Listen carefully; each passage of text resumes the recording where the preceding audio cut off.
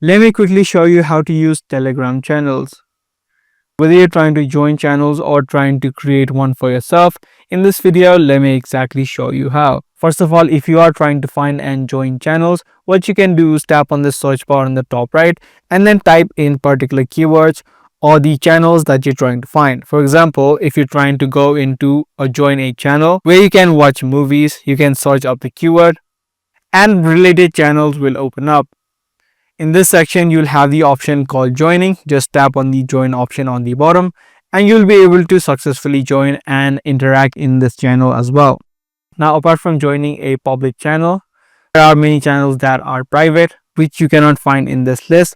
In those situations, you do need an invitation, so a custom link from the admin so that you can join.